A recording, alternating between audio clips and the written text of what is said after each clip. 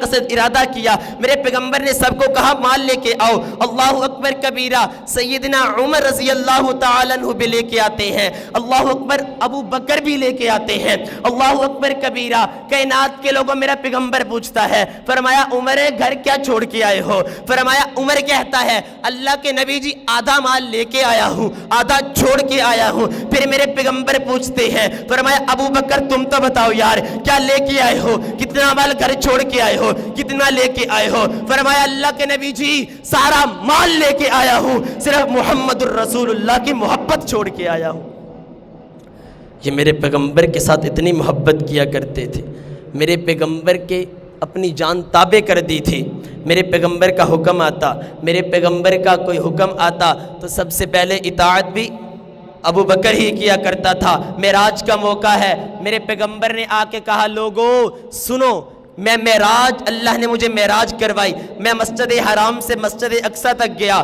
وہ کہتے ہیں جھوٹ بولتا ہے، وہ جاتے ہیں ابو بکر کے پاس، ابو بکر یار یہ بتا اگر کوئی آدمی تجھے کہے مسجد حرام سے مسجد اقصی تک ساتوں آسمان کی سیر کر کے ایک رات میں واپس کو آئے تو مان سکتے ہو؟ فرمایا نہیں۔ فرمایا تمہارا دوست محمد الرسول اللہ کہتا ہے۔ جب محمد کا نام سنا کہا اگر محمد کہتا ہے تو یہ بات جھوٹ ہو سکتی نہیں، جو محمد بولتا ہے محمد کی بات کبھی جھوٹ نہیں ہو سکتی۔ ایک صحابی ہے میرے پیغمبر کی باتیں لکھا کرتا ہے، صحابی کہتے ہیں یار تو میرے پیغمبر کی بات لکھتا ہے، کبھی میرے پیغمبر غصے میں ہوتے ہیں، کبھی میرے پیغمبر خوشی میں ہوتے ہیں، تو ساری باتیں لکھ دیتا ہے، نہ لکھا کر۔ میرے پیغمبر کا وہ صحابی ہے وہ اس نے لکھنا چھوڑ دیا۔ میرے پیغمبر نے کہا یار تو یہ حدیثیں کیوں نہیں لکھتا، تو میری ہر بات لکھا کرتا تھا، کیوں نہیں لکھتا؟ فرمایا اللہ کے نبی جی آپ کبھی غصے میں ہوتے ہیں، کبھی آپ خوشی میں ہوتے ہیں۔ اللہ کے نبی فرماتے ہیں یہ نبی ایسا نبی ہے کہ جو جب غصے میں بھی بولتا ہے، خوشی میں بولتا ہے، غمی میں بولتا ہے، اس کے منہ سے کبھی جھوٹ نہیں نکلتا۔ اس لیے سیدنا ابوبکر نے کہا، فرمایا اگر محمد الرسول اللہ نے یہ بات کہی ہے تو یہ بات کبھی جھوٹی نہیں ہو سکتی۔ یہی تو ابو بکر ہے کہ جس کو رب ذوالجلال نے خلیفہ اول بنایا۔ میرے پیغمبر نے خود کہا تھا میرے بعد خلیفہ ابو بکر ہوگا۔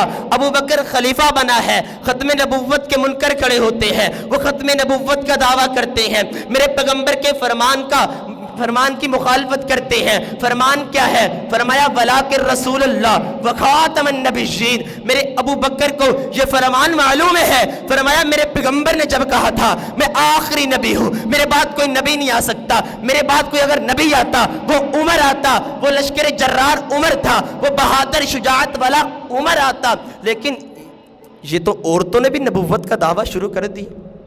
سیدنا ابوبکر نے منکرین ختم نبوت کو مٹانا سب سے پہلے سمجھا، انہوں نے پہلے ختم نبوت کے منکروں کو مٹایا، ان کو نیست و نابود کیا، انہیں شکست دی، انہیں قتل کیا، پھر کہا فرمایا جو محمد الرسول اللہ کی موجودگی میں ایک رسی بھی زکوٰۃ میں دیا کرتا تھا اگر وہ نہ دے گا میں اس سے جہاد کروں گا۔